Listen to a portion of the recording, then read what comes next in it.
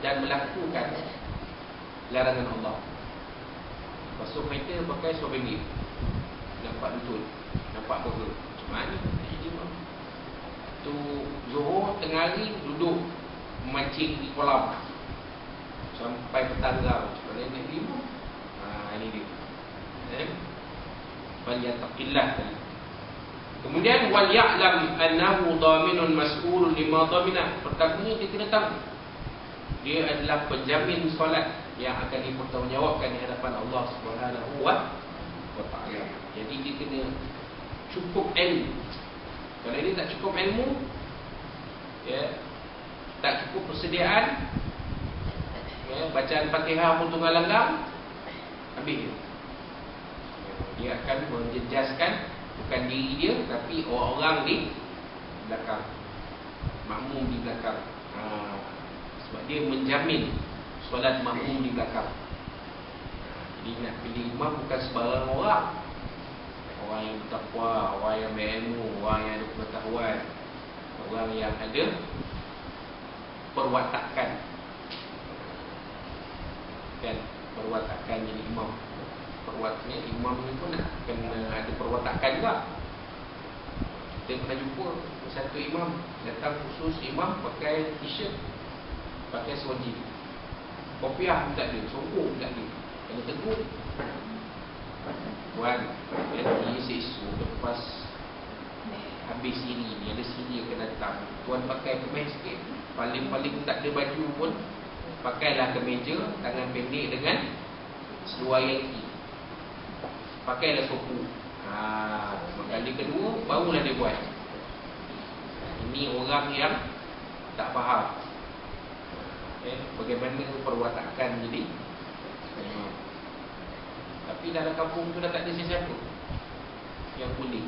Imam tua gigi dah tinggal 3 batang, baca Fatihah banyak salah, maka tidak disambung tauliah ini jadi imam. Ni kesana cari dalam kampung tu, jumpa lah satu orang ni, kata orang kampung ini baca Fatihah bagus, kita pun buat temuga berjaya.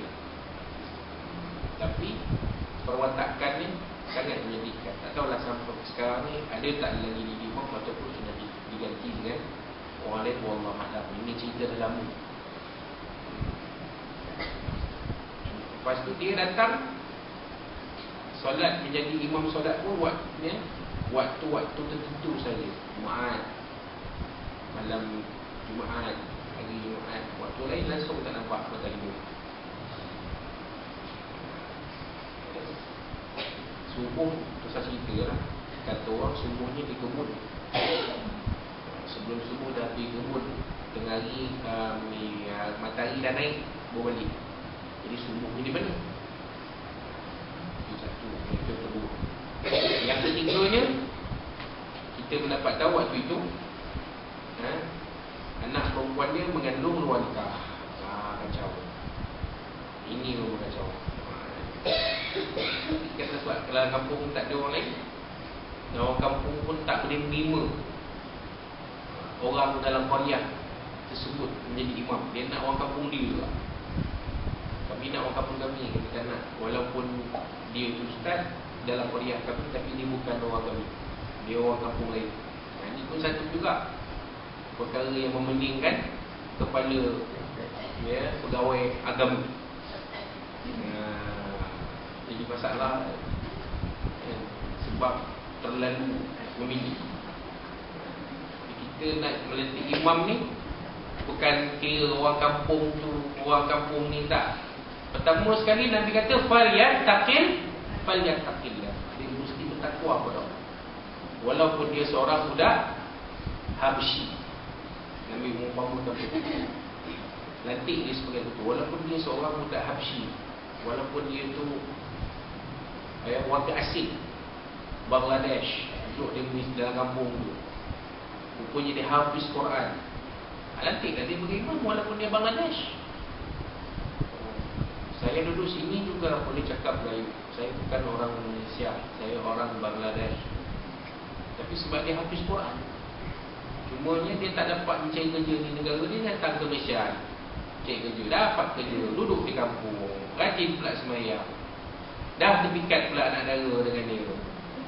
Saya suka itu imam masyhur. Kan? Ani suka imam masyhur tu. Kau ni tak ada orang lain ke? Daripada imam Bangla, kau pilih kita nak jadi suami. Dia bagus, Mainah suka, dia baca Quran, sedap. Tapi dia orang Bangla. Bangla lah. Yang penting Nabi kata, Falyan taqillah. Dia bertakwa pada Allah. Nak kira orang Malaysia sangat. Kalau yang dapat yang okey tak apa. Ini banyak yang duduk dalam universiti serbi. Takkan nak cek orang tu kan? Baik. Jadi kakak pun kena fikir. Kalau anak akak terpikat pula, misalnya kata pertimbangan tu kita kena ambil. Tapi memang ada risiko. Kalau anak perempuan kita mengahwini warga asing, ada risiko. Risiko tak ada. Tapi kalau kita nampak peribadi dia bagus, anak kita pun suka peribadi dia bagus, pergi masjid, semayang, jemaah, orang sini tolak jadi imam, mau pula, takkan kita nak menyekat jodoh anak kita tak?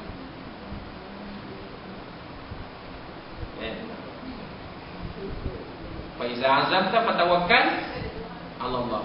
Kalau kita dah tengok semua, kita serah pada Allah Subhanahu wa ta'ala. InsyaAllah kalau betul cara, kita berdoa supaya perkahwinan mereka itu bahagia, dapat kebiasaan dengan orang jauh. Pergi Dhaka pula, nak ke mana pergi Bangla ni tak? Tengok besan. Yalah, nanti orang Bangla. Tapi baik orang ni, habis Quran, boleh mengajar agama, ambil tauliah, lulus pula tauliah mengajar, jadi ustaz mengajar. Tapi dia asal Bangladesh. Ambil PR, bermaksud tetap. Ambil PR, tiap kali berapa tahun kena sambung balik permit. Kita pun tak bagilah dia buang pula dia punya kerakyatan kan. Sebab kalau dia buang kerakyatan, susah kan dia nak balik ke kampung ni. Tak apa. Tapi anak-anak dah lahir sini, jadi orang Malaysia lah. Hanya bapa dia saja yang bukan warga negara Malaysia. Itu kata risiko tadi tu, ada risiko dia. Tapi bila ciri-ciri takwa tu dah ada, fatawakkal ala Allah, berserah pada Allah Subhanahu wa ta'ala. Kemudian dia kena tahu, macam saya sebut tadi, dia kena tahu yang dia itu menjamin solat makmum di belakang dia. Jadi dia kena ada adu.